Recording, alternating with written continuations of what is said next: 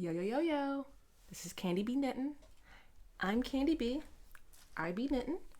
And today, my plan was I don't know if y'all are anything like me, but I have lots of bags around the house, and they have projects in them, they have yarn in them, they have tools in them, they have this, they have that in them.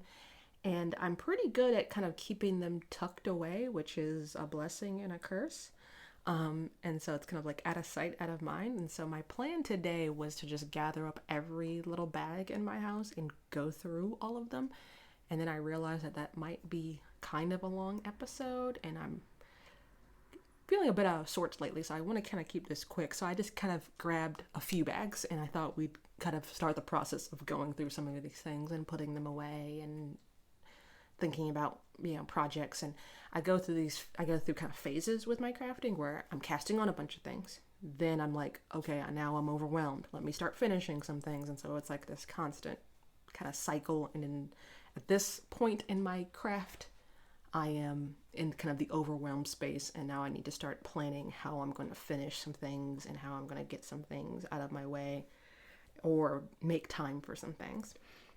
So the first thing I wanted to show y'all, last week I did not record. It was Mother's Day here in the United States, and I refused to do anything Mother's Day weekend, so I did nothing. But my children screen printed this for me, and it's a tote bag, and it says, what does it say? Peace to all people. And I love it, and it's the best Mother's Day gift I've ever gotten in my entire life.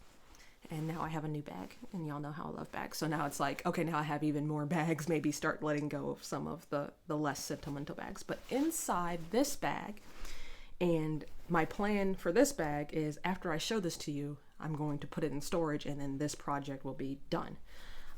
This is the yarn from that LL Bean sweater that I unraveled. And so this project is now complete. So if y'all recall, I had a kind of a 3/4 button down LL Bean sweater I got for free, and I decided to try my hand at unraveling a machine knit, store-bought, commercially made sweater. And this is the result. I have about 500 grams here of 100% lamb's wool yarn that I can make a pretty decent size sweater for myself with this. I was thinking of a sweater. I'm also thinking of, I recently saw someone had a knitted smock on, or like kind of like an apron, pinafore, like throw over type situation. I have a lot of yarn here. So this yarn, if y'all recall, I alluded to it on the podcast, but I really wasn't sure. I was like, I think this yarn might be held double, and this yarn is held double. I kept it held double in case I wanted to use that same gauge. But if you look here, it's actually 2 strands of what looks like a heavy fingering weight yarn held. Ugh, I'm doing a terrible job at showing this to you. Maybe I should unravel it first, and then I can just reskein it. Each of these strands is a yarn held together, and once I unraveled it and washed it and got it skeined up, it actually came apart quite easily. So I can either keep it held double or get double the yardage by taking it apart, and I'll decide that when I decide whatever project I want to do with this. And it's just a nice neutral colored yarn. If y'all recall, it had like colored stripes through it. It had like green, red, blue stripes throughout it. I did not keep that yarn just because it was just such short pieces of yarn, and I can just go nuts with this. It was a front piece knitted all in one piece, a back piece knitted all in one piece, and then seamed together. So one of these skeins is a what do you call that? And then the yarn was kind of carried up the side. It wasn't cut, so it's all in one piece. So one of these skeins is one sleeve, one of them is another sleeve. One of them's a front panel, one of them's the back panel, and these smaller skeins here are all the ribbing. And the note I want to add about the ribbing that I did not realize as I was unraveling it, when it came to the ribbing, there was this thin, like gossamer, like think about like stepping into a cobweb of what I assume to be some sort of synthetic thread held throughout the ribbing. which I assume helps keep the shape of the ribbing so it doesn't, stretch out easily. And so when I washed it and reskeined it, I had to pull all of that out, and I ended up throwing that in the trash. So that was another bit of, I showed y'all the last time, what I was keeping and what I was tossing and what I was donating, and that had to just kind of go in the trash because there I don't think there's really much I can do with that. Will I do this again? I did not. This was an interesting exercise. I'm glad I did it, and it was, I learned a lot. I learned a lot about sweater construction. I learned a lot about how commercial sweaters are made. I learned what to look for if I do want to unravel a sweater in the future. But it's nice to know that I can, and it's nice to know what to look for if I come across like a really interesting sweater. But I was not like bitten by the bug. I'm not going to go out to Goodwill and just get a huge trash bag full of sweaters and start unraveling them. It was mostly just an exercise, and now I've done it and I can check that off of my box. And like I said, this was 100% wool, a free sweater. Yeah, I'll take it. And I'm also not in a space right now where I'm accumulating a whole bunch of yarn either, so I'm not like super pressed about it. But like I said, it's nice to know that I can, and it's nice to know how to do it. There's some certain tips, like I came across like a blog post. Maybe if I can find the blog post, I'll put it in the show notes. But they suggest starting at the armpit, and that's where you can find the most kind of give to start taking things apart. What to look for as far as, not having it serged, if things are in one piece. Luckily, like I said, this yarn was kind of carried up, so I didn't end up with a bunch of small balls, which can happen with stripes. It was all, one or two stripes of the colored yarn, the blues and the reds and the green, and for the most part, this was all in one piece. So that was really nice. So that's done. I'm going to put these in like a Ziploc bag somewhere and put it in my plastic storage bin. And when I'm ready to use this, I'm going to make something for myself out of it. And then I'm going to fold up my tote bag and put it with the rest of my tote bags, and maybe start to rotate out some of my less sentimental tote bags. I can like that kind of idea when I bring in something new, taking something out. So this can replace one of my older tote bags. The next thing I want to show y'all, this is another tote bag. I like tote bags a lot for knitting because they're just wide open. I can just throw stuff in them. Machine washable. And this is just a canvas tote. It says respect the elders. I got it at a powwow from a local artist. And inside this bag is, if y'all recall, I was making a blanket for one of my coworkers that's retiring. And I'm actually almost done with the first yarn I started with. This is the Michaels Cozy Wool Merino. It's a merino acrylic blend from Michaels. And this is how much yarn I have left. And this is the blanket so far. And it's like, kind of like not quite a square, but close to being a square. And what I'm going to do now is, once I finish, I'm going to use like every little bit of this yarn. And then I'm going to use a contrast yarn and do like a log cabin style border. So I'm going to pick up along here, knit, knit, knit, knit, knit. Then rotate around here, knit, knit, knit, knit, knit. And it's going to create kind of like almost like a spiral. And then it's just going to be a nice lap blanket. Because I am a menace and I can't be stopped, I've actually decided to pivot with this project. I decided this is not going to be for my coworker anymore because I want to do something kind of different with the border that I don't think will fit with her aesthetic. So I'll just kind of have this blanket to just have, which brings me to my next bag and what I do have planned for my coworker. I have this sack, and this is a sack of all of my random knits that I just knit just because. Like I have the yarn, I have a pattern, and then I just marry the two things and go for it without really a plan. And it may not be my personal taste, or maybe I made it with a certain thing in mind and then changed my mind, kind of like that blanket. So that blanket is going to end up in this bag of random knits. But the thing that I have in here is this shawl, and this is called the Limestone shawl, and it's a one skein lace shawl. And I just think this is really nice and really impressive, and it's just sitting in my house in a bag, and I think this would make a really nice, thoughtful gift for her. And it's cotton, it's the BioBalance BC Garn yarn in the denim colorway. This is the same yarn I'm using for my my crop top. And basically I had a bunch of skeins of this yarn, so I made this shawl, and then I realized, oh, this is a one skein shawl. I have a lot of yarn left over, then I made the crop top. And so I think this will be just really, she's much more petite than I am, and so this will just be something really nice that can sit on her shoulders, or she can wrap it up.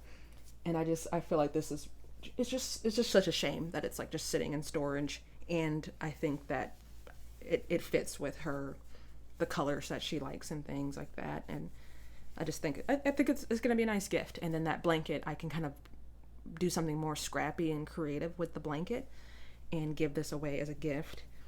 The other thing that's in this bag that I wanted to show y'all, because I'm actually going to gift this tomorrow, because we're going to go see some relatives tomorrow. This is a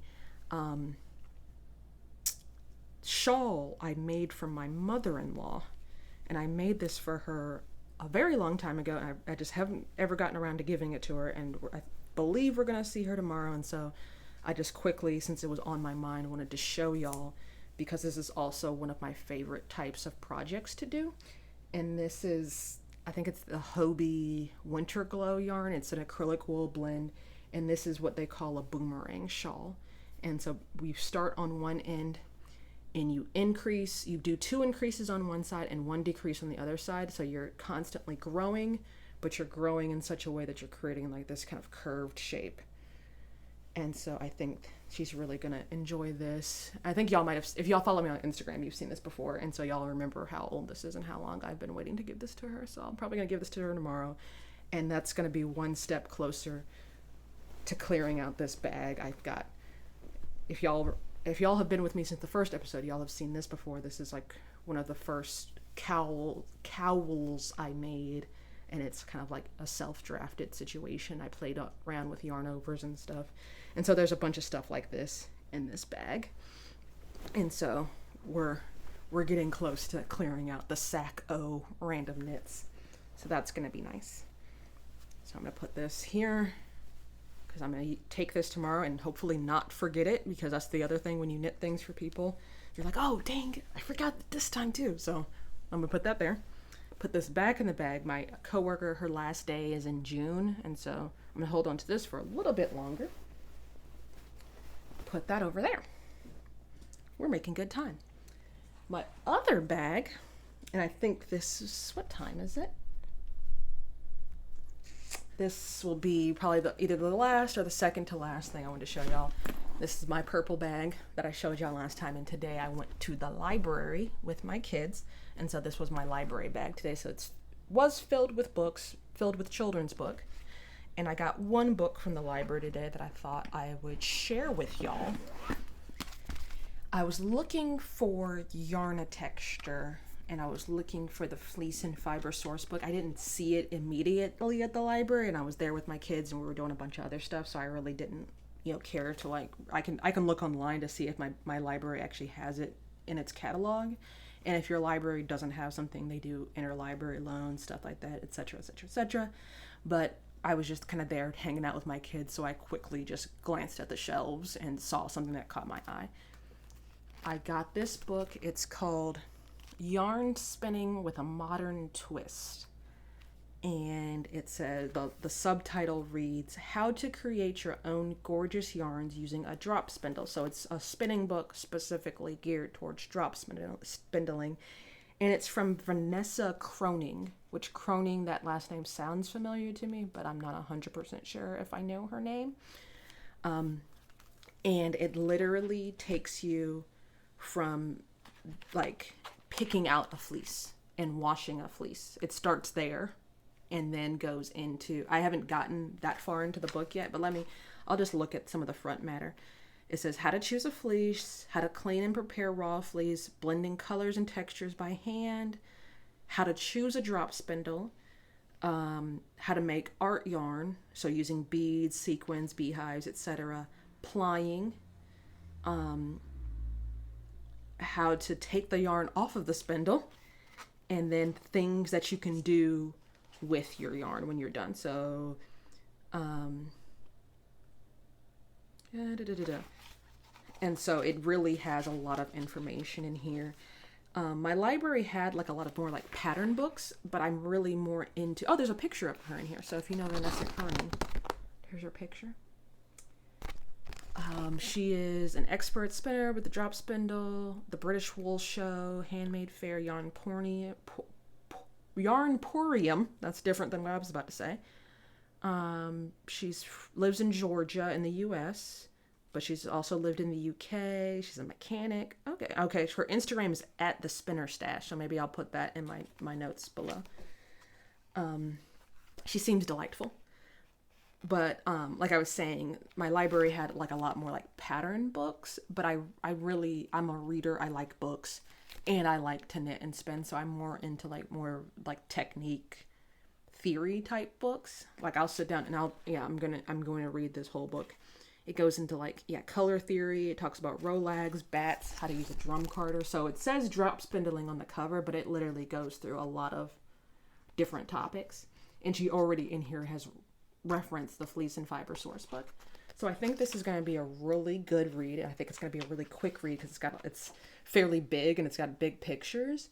I'm not expecting anything life-changing, but it's nice to see all of this information in one place because as a knitter, as a spinner, I've watched a YouTube video here, or I pull up someone's blog there, or I talk to someone there. And so it's sometimes just seeing something in a different context and seeing things side by side gives me a different perspective and makes me put things together a different way. Also, I'm one of those people that you can tell me how to do something and my brain kind of just almost like shuts off. No offense. But then I do the thing and I'm like, okay, now I'm understanding because I'm doing the thing, and that's how I process information. That's how I learn. And then I find it helpful to go back and actually read instructions and read books and read references, and then be like, oh, okay. So when they told me to do this, this is why they were telling. Because a lot of times someone will teach you and they'll be like, well, always do this because that's how I was taught. And so this is how I'm teaching you. And I'm just like, but why? And they're like, because that's how you're supposed to do it. But then once I do it myself and then I go back and read again, I'm like, oh, okay, that's why. Like in here, she talks about washing your fleece, and she's just like, use hot water if you're trying to get rid of the lanolin, right? But she's just like, remove the water before the water gets too cold, because then the lanolin's going to get hard again. It's like, oh, okay, thank you for that explanation. People will talk about water temperature and what you're supposed to do, but they don't necessarily tell you why you're doing it. It's like, okay, that's why you do that. All right, cool. And quite frankly, this might shock y'all, but a lot of the stuff on the internet is incorrect. Like, people put things that aren't true on the internet, or people put opinions on the internet that aren't based in fact. It's wild. I know I'm blowing your mind right now. So sometimes it's nice to get confirmation from a well-researched expert in the field, rather than being like I've legitimately Googled how to do the Kitchener stitch, and the first thing that came up was wrong. Like, the instructions were wrong, and I'm just like, oh, okay, this is great. This is really going to be helpful to someone that's trying to figure out how to graft the toe of their sock. And so sometimes, a plug for your local library, so you can go get some, not that the internet's not a great place, and hearsay isn't a wonderful thing, but back in my day, you learned about primary resource and secondary research and looking things up, and don't have to take my word for it. So I will probably be able to read this week at work, and I'll let y'all know if this is a worthwhile book. But so far, I'm enjoying it very much, just for how in depth it's going. And there's some really just great pictures in here, and she's got these little tips that pop up. And the library cost me pennies on my taxes annually to be able to check out as many books as I want from the library. So definitely worth the time of going down to my local library. And she goes into how to make Rolags on a blending board and a book about drop spindling. So I think this is really going to be last but certainly not least, since let me look at my clock. Yeah, I got 5 minutes. One more bag. This is probably, I've gone through 1, 2, 3, 4 bags, and I probably have 10 more bags of things, just random things. Like some of it's spinning, some of it's knitting. I've got a bag. This bag here is full of things that need to be mended. Full of things that need to be mended. And just haven't gotten around to it yet. Haven't made a schedule of when I'm going to do. It's just kind of like, oh, I'm going to do that. I'm going to get around to it. But it's not something I really prioritize because knitting is my main hobby, but I do need to make time for stuff like this because I am not enjoying the knits that are in this bag because there is, like for instance, I have socks in here that need to be, actually these socks don't look too bad. I think it's getting like really thin in the foot, and I just wanted to reinforce it, I think. And Mr. Rulud's hat has a hole in it, and it's had a hole in it since last winter. Stuff like that. Socks that the ends need to be woven in, things like that. But if I don't make time for it, it's just never going to get done, and then I'm just going to have these bags around my house. This bag is full of the fiber that I want to spin. This is that Coopworth that I keep showing because I'm still working through it as far as flicking all the locks, getting everything washed, getting everything run through the drum carder. This has been run through my drum carder, and I made a little attempt at making kind of a braid out of a bat. And I told y'all I'm trying to be more intentional with my spinning and be more like mindful of what kind of projects I can make. So I'm kind of trying to slow down with my spinning until I can wrap my mind around what I might want to make with my spinning. So the thing I decided to, but I also I enjoy spinning as a hobby. And on top of that, I want to continue to improve my skill set. And so I need to be consistently practicing and using my wheel and keeping my wheel in good use and good repair. And so I've decided I'm going to work with this a little bit because, one, I have a lot of it, so I'm not super precious about if I mess it up or if I make something that maybe I don't want to use. Two, it's just plain white fleece, so I can't imagine a world where I'm not going to want just a plain white yarn. So right now I'm working this on my wheel, and I'm doing like I'm spinning it long draw, which I'm getting practice with long draw, and I'm greatly enjoying that style of fiber prep. The second thing is I'm going to do a 3-ply with it. And so I'll have just a nice, solid, plain white yarn. I can pair it with something else, something more colorful, and I'll have like a nice neutral that can match any, white literally goes with anything. Or if I'm feeling froggy, I can always dye it. And then I'll have like a plain white skein of yarn ready to go if I catch the dyeing bug, or I can dye it to match some other hand spun I already have and do it that way. So I can't really go wrong working with this right now. I thought it was going to be kind of a drag because I do like working from beautiful comb top hand-dyed braids, hand-painted braids. But the fact that I'm also doing this long draw adds some interest to it, and the white is actually really, really beautiful. So I have like from really nice bobbins, it's just jam-packed full of just beautiful white fiber, and so I think it's going to be really, really lovely. I am going to pause for the cause there. Maybe next week, I don't know, maybe next week I'll probably end up showing y'all a little bit further on my LaPouf cardigan, and then I have a couple of long-term projects like my Kagan quilt. I don't know if y'all remember, I was working on a hand knit quilt. Where's that at? The dolls that I've been working on for my kids. Where are we at with that? So I might, and those kind of topics go hand in hand because those things are in bags. So maybe I'll continue this exercise of going through the bags. Maybe we'll deep dive into some of the specific projects I've been working on. Maybe I'll put straps on my crop top and I'll wear my crop top next week. You never know with me. I'm full of surprises.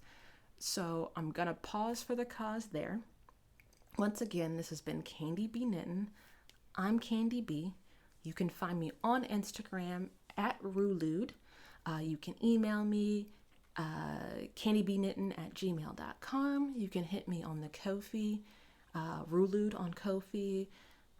Like this video, subscribe, tell me in the comments how many random bags do you have in your house right now and where do you keep them, and do you consistently lose track of them? Let me know. Yeah, until next time, peace.